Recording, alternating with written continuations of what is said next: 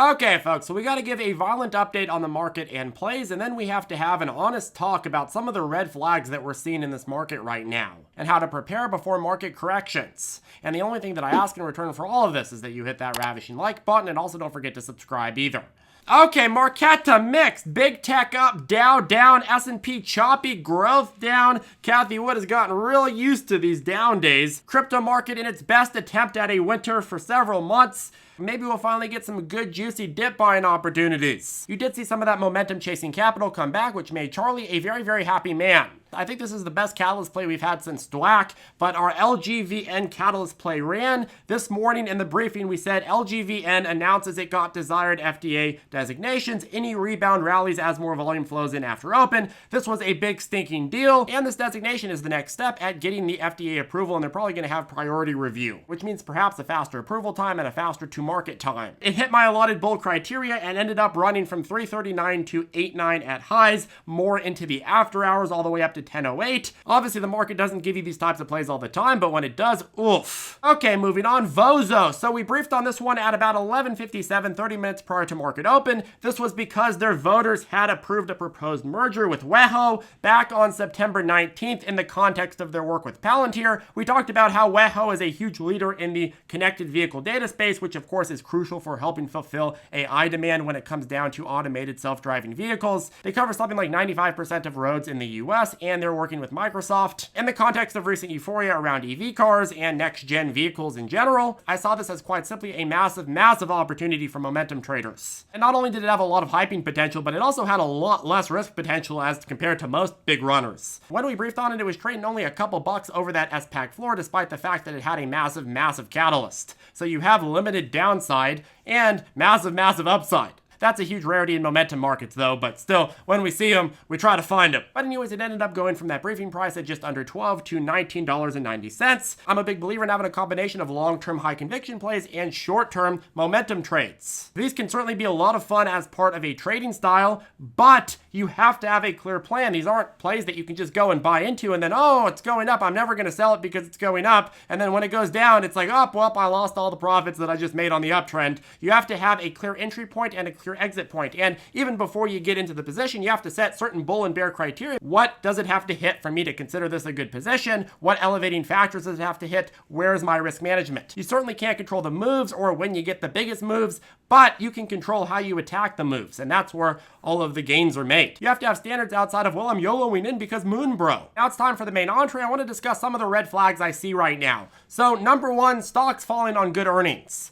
We are seeing a lot of great companies, especially in the growth sector, report great earnings and still get beat down. In some cases, like for example, Upstart, it's obvious. Why? Because they pre-factored in earnings way too early. But it also suggests that we're now in more of a market that has bid too high a premium on stocks that are expected to beat earnings, and you're getting a lot of post-reaction profit taking. Capital that quite simply wants to buy up stocks before they report earnings that they expect to beat and then just cash out really quickly. Capital that doesn't really have trust in these companies to perform better on the next earnings, or capital that thinks that they've already gotten way too pre-factored in. The market just hasn't wanted to stay in a lot of these companies, whether they are beating on earnings or not. Their time span has gotten a lot shorter term. Even on the best beats on earnings, you're just not seeing Wall Street want to stick around. Secondly, not only do you have good stocks that are reporting good earnings get beat down, but obviously you have stocks that are reporting bad earnings that just keep getting insanely destroyed, like to dozens of percentage points, like major companies. That suggests that there's a lot of capital that's getting caught off guard,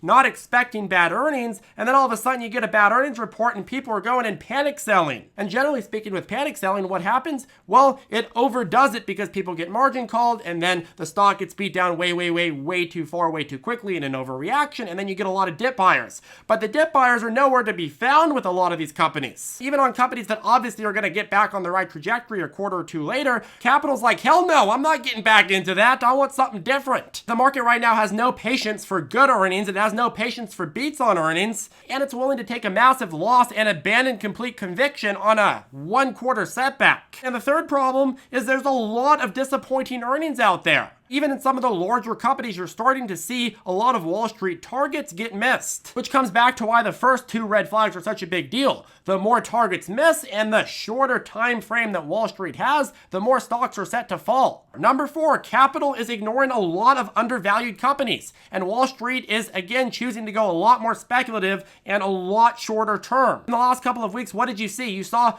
tons and tons of Wall Street, big, massive money players pour into stocks like Rivian, paying sales numbers that Rivian's probably not going to do for 10 to 15 years, while avoiding similar companies with much, much better fundamentals and much, much lower price points. That capital's not going to be staying in Rivian for long. You've already started seeing them leave. They're playing it because it's a spec play that they see a lot of momentum to chase. Same thing with Lucid. We love Lucid, but Wall Street hated our Lucid play all year, and then all of a sudden you get a little bit of momentum and a little bit of hype, and what happens? All these big players start saying, ooh, let's all buy Lucid. They bid the price all the way up to the nosebleeds, which is fantastic, and I'm not complaining, but you gotta acknowledge what's going on here. This ain't no value investing market. This is a I'm gonna chase whatever thing is hot market. And it's not retail traders that are doing this. It's also big money. Wall Street right now, lots of big money players right now want to chase big bucks, but they don't trust a lot of stocks right now enough to stick around. Number 5, markets have factored in growth that is taking longer than expected to happen, leading to valuations at extreme highs in comparison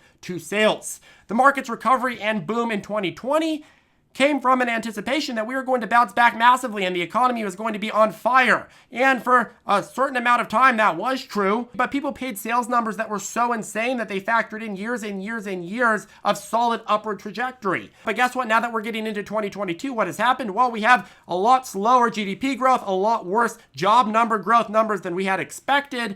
Supply chain issues are punching consumers and companies in the throat, and you're quite simply not able to hit these numbers that the market has factored in already. There's foreign market turbulence. Chinese economic data is looking rough. There's regulatory crackdowns over there, Evergrande, debt FUD. Going back to inflation, inflation right now isn't really boom driven. It's supply chain driven and it's squeezing consumers. And what happens when you squeeze consumers? Well, they have to pay more for less goods, and the more money they spend on essential goods, the less money they have for anything else. And their salaries aren't going up as fast on average. If you have inflation caused by an economic boom, at least people's salaries should be going up at the same or a higher rate than the inflation numbers. But right now that looks like a fairy tale. Next, inflation won't go down until supply chain issues are solved or until people dramatically cut spending. And if supply chain concerns really start getting under control in the next couple of quarters, then obviously a lot of the red flags on this list are going to disappear. But what if they don't? If we're making a red flag video, you have to be honest about the red flags. And that's a massive, massive red flag. The longer this goes on, the bigger of a problem it becomes. If they don't, and we're still in the situation for a lot longer, what happens? Well, consumers are going to have less and less money to spend on other economic activity besides the exact essentials. Inflation is going to force them to cut non-essential spending, and if they don't, Fed may be forced to step in even more and have to overcorrect the situation and raise interest rates a lot faster than expected. And the other con is the Fed only has so much that it can do. The Fed does not control the supply chain. And while they can raise interest rates and overcorrect and bludgeon all asset valuations and the economy in the meantime, they may lose control of inflation if the supply chain issue is not fixed. I don't think that that's favored to happen, but you have to be honest about the implications of this continuing on for a very, very long time. In terms of some other residual effects that I'm worried about, if you think about the overconcentration in gains, the market as a whole has done great this year as it had last year, but a lot of those gains are concentrated in a few massive players, all big tech, your Microsoft, your Tesla, your Nvidia, your Google, your Apple, in a world where the Fed overcorrects, in a world where you have a lot of investors that are forced to shorten their time span to maybe a year or two. A lot of these big tech companies are going to see a massive, massive rug pull. A lot of people ask me, what are you worried about when it comes to the market? And this is really my list of red flags right now.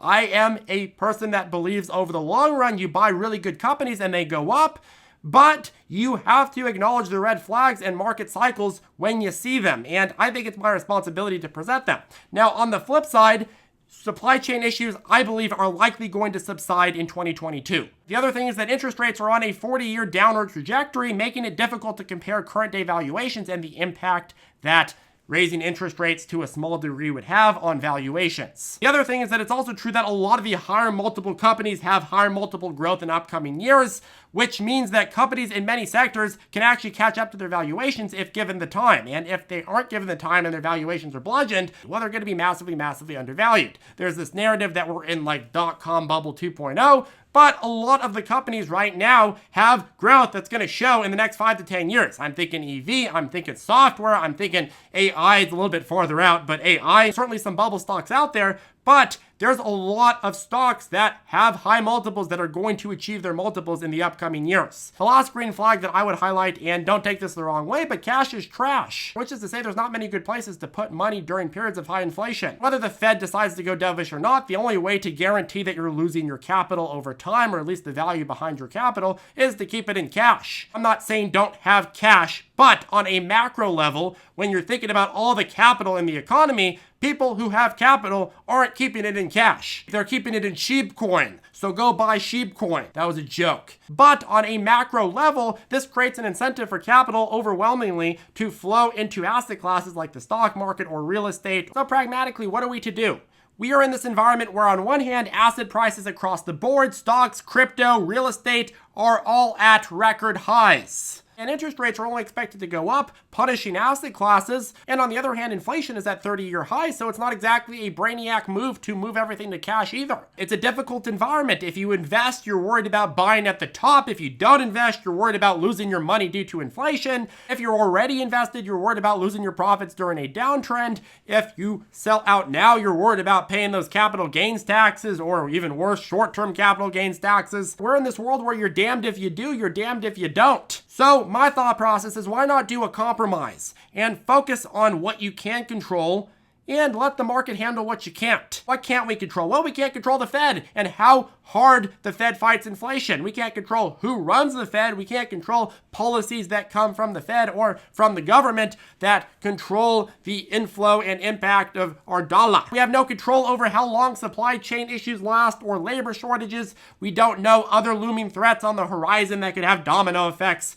And we don't know when the next capital cycle is coming that's going to reward a lot of higher multiple stocks or a lot of sectors that we like. These things you have absolutely no control over. But what do you have control over, and what should you focus on? Number one, focus on getting good deals on growing companies that you did the math on and make sense at current prices. Businesses that you understand. Some could be ones that are very, very stable and established. Other ones I think should be growth stocks that you understand very, very well and are in massively emerging industries. But know your own risk tolerance, do the math on them, and then compute the prices to see where exactly you believe a good dip buy opportunity is, and then buy it and hold it. Number two, slowly add capital over time to your positions instead of all at once. Why? Because this way you have a little bit of a compromise between buying stocks and experiencing the bull trend, but also being prepared to add more and get extra alpha during dip periods. Number three, exploit market cycles. Not listening too much to the euphoria or the dysphoria, being direction independent. If it goes up, great. If it goes down, great. We don't have control over whether something goes up or down tomorrow, next week, or even next year. But we do have control of how we play it based on what it's doing. This includes taking profits early on stocks like, for example, Lucid, that over-factored in years of your price target. Or it includes short-term cyclical momentum trades like DWAC, which you get in, you get out, you go running. It includes swing trades on stocks. It includes extra dip buys during bad cycles, so on and so forth. Focus on what you can control, play the cycles, don't expect anything, and just be very, very consistent in terms of your plan, and I think you'll come out on top in the end of the day. Anyways, folks, that caps off the video. If you have any questions, feel free to reach out to us below or join us on ZipTrader Circle. If you'd like to learn how to trade with our step-by-step lessons, our private chat, and of course our daily morning briefings, well, I'll go ahead and put a link to ZipTrader you below. Of course, we do have that $100 off Black Friday 100 coupon code discount, so if you are interested, this might be the time to do it. So go ahead and check us out below. We got a video that walks you through the course and what we offer. Anyways, that caps off the video. Have a good one. I'll see you in the next one.